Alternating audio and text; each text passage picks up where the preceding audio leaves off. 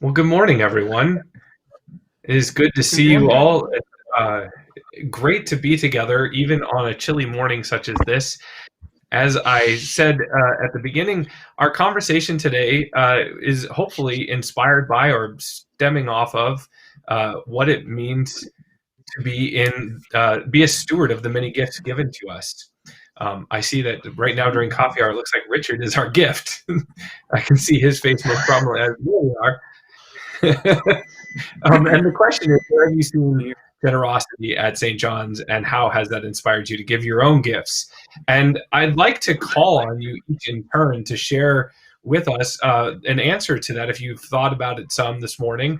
And I want to start with Jill, who is not only my neighbor here on screen, but my neighbor just down the street. And we get probably of all the humans I get to interact with outside my family, it's always across the yard, but I see Jill and John the most. So, Jill, you've been thinking about this. Where do you see generosity at St. John's, and how has it inspired you?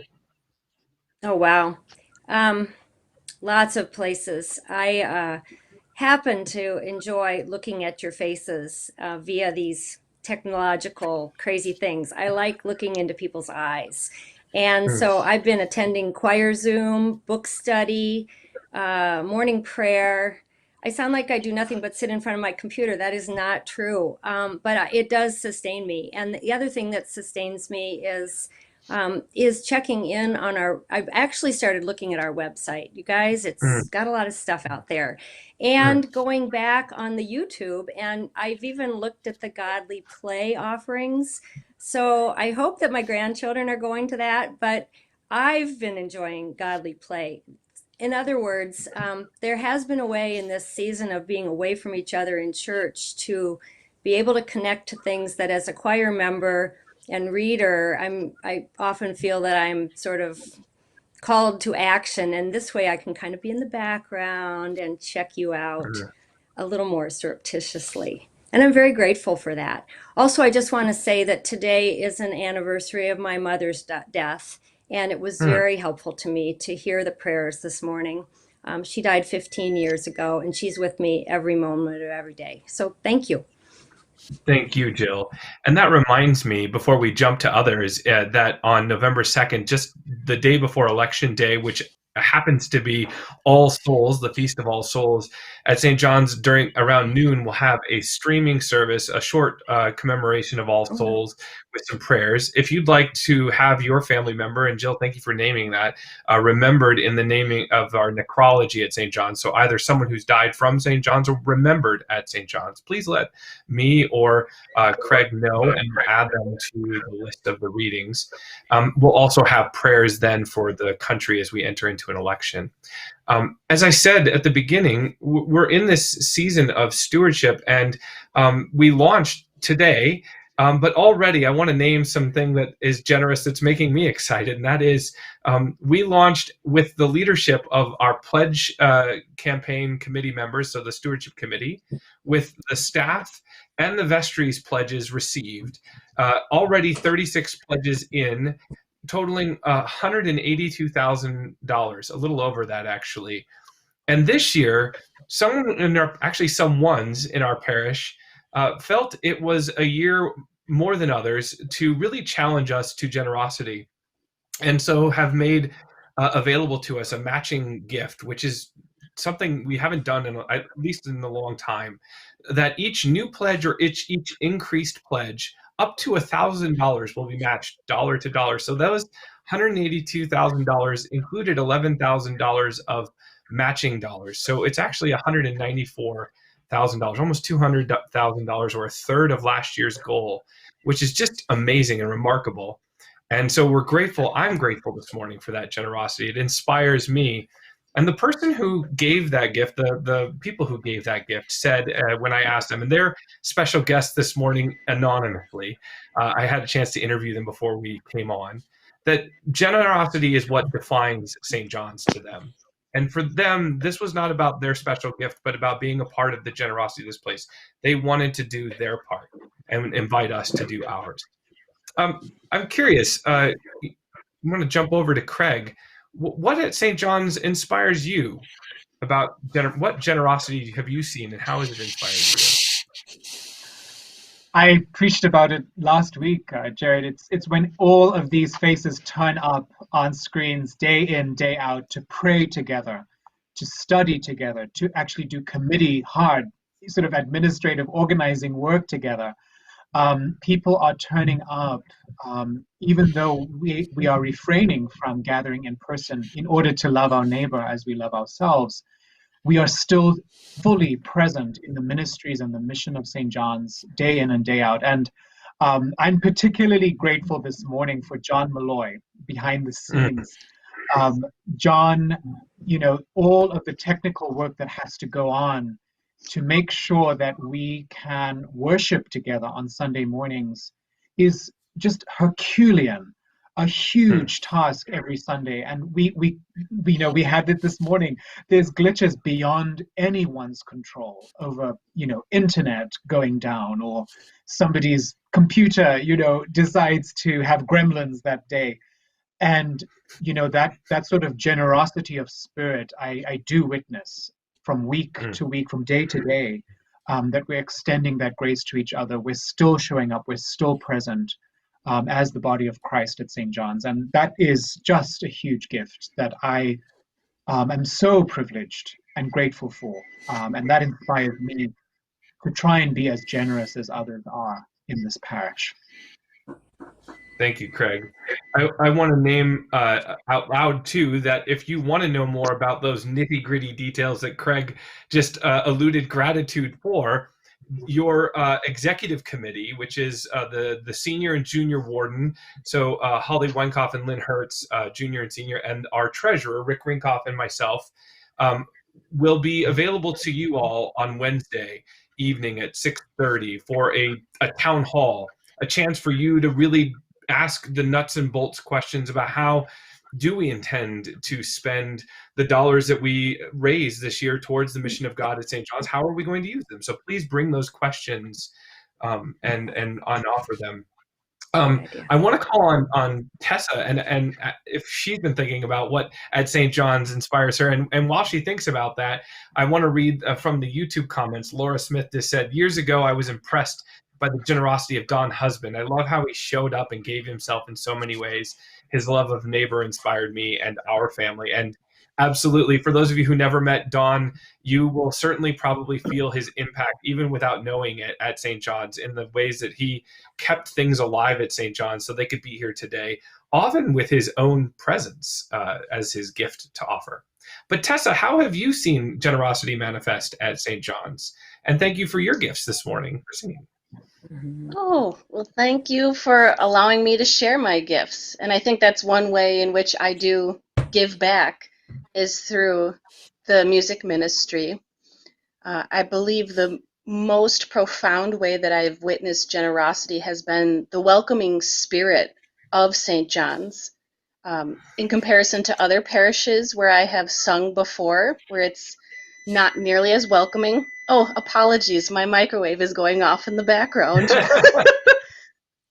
But the welcoming spirit that you have all provided, which affords me the luxury of bringing my whole self to a performance and just to the work that I do in the music ministry. It's also inspired me, having participated in the coffee hours when we're in person or when we have potlucks with the choir members or with the whole parish. Because I have enough means, I now make at least one loaf of bread a week and I take it to someone that I feel may be in need, and Mm, providing that generosity to mm. people who may not have that, just that ability or that mean. That's wonderful. Thank you, Tessa. I want to call on Jeff next, but before I do, I, I'm thinking about this interview with the folks who gave this matching gift, and one of the things that they said echoed Tessa's thought about welcome. They said, St. John's is, and this is a quote, is an outwardly directed parish in both social service or faith and action program and evangelism. That members of St. John's volunteer an incredible number of hours in social service in the world, but God also tells us, they said, to welcome our neighbors into our community, and St. John's does a good job of incorporating new members. That's a reason to give thanks. And we echo that gratitude in naming what Jayan says. Sometimes that shows up in really personal ways, like the way that his and Benji's wedding was able to happen here at basically no cost because of the members of the parish helping out and making it happen. Jeff, I'm looking at you and grateful for your reading this morning, which brought really to life a wonderful passage. Where have you experienced generosity at St. John's, and how has that inspired you? Well, so much has already been said, but I'd like to say that what you mentioned in your sermon, the spirit of love, is a spirit that's deeply entwined with St. John's. It's always been a loving parish, and we show forth that love to each other, as well as our love to the community and to other opportunities that we have to give generously to needs around the community and around the world. That's been a key thing, I think, that is so special about St. John's. Thank you for naming that out loud. Absolutely. It's a part of our culture here. And it's echoed. Barbara Lindeke on our YouTube comment says, I appreciate the giving of time and effort by, and she's just going to name those people, Cammie, Colleen, Shirley, Linda, and I believe others who make the farmers market happen. Eric Odney, and I think of Matthew and Scott, who are there regularly. That's such a gift, the showing up like that, the outward facing.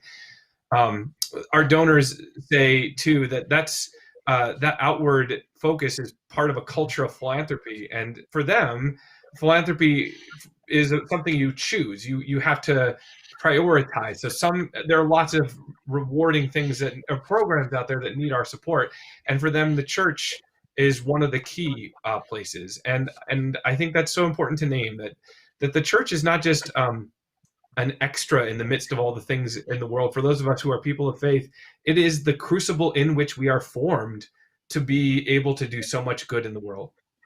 Richard, I haven't called on you yet, but mostly because you got the sort of the main screen for a second there. So, but no, I wonder where you have noticed generosity and how it has inspired you. One of the best ways that I've noticed generosity, on top of everything that's been said here, is just, and someone said it last week, and can't remember who it was, but it was just people who are just making it happen online. Like, I mean, regardless of if you're, I think a typical way to meet online for a class or a gathering or prayer is to maybe be at a desk on your laptop. But you could certainly hop in, like walking home from the grocery store, and you're like, I gotta go to this meeting, or like I'm in the car and I'm at the red light and I gotta be here. And so just little but big ways like that is where I have seen a lot of generosity. Absolutely. And in fact, again, with our donors here who have sparked this sort of idea of matching, they say that the key to surviving the pandemic is resilience. And right now, St. John's is thriving by positioning itself to serve the wider community, both locally and beyond St. Paul. But we're also using and taking advantage of these 21st century technological things that we have at our disposal so that we can be together. And it's adaptability, it's resilience, it's courage to plunge in where you're not sure you have the tools to go and figuring it out. It's it's everything from John Malloy behind the keyboard today to those who are here pictured, who are courageously plunging in as online hosts of worship and never, in a new realm. It's you all finding us on YouTube this morning. And I'm seeing so many comments of gratitude. I hope you're able to see them in the comment section. Thank you all for the things that you do. A reminder again that there will be the town hall meeting on Wednesday for you to find out the nuts and bolts of stewardship. Know that our theme this year, as you've heard prayed in the prayer, is we are still together.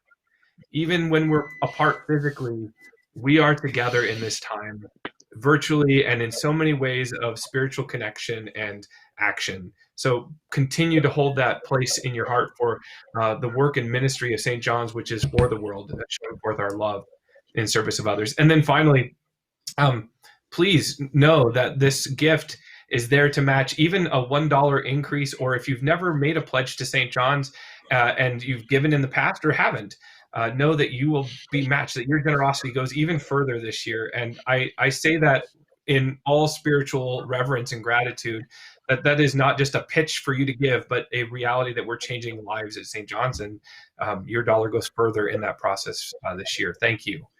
Thanks everyone for being here at worship, and thanks to our participants this morning. I know that Basics is kicked off just now, so I'm sure people are leaving for that and getting on the separate call. We'll see you all in church next Sunday. Bye-bye. Take care. Peace Have and a great- blessings to you all.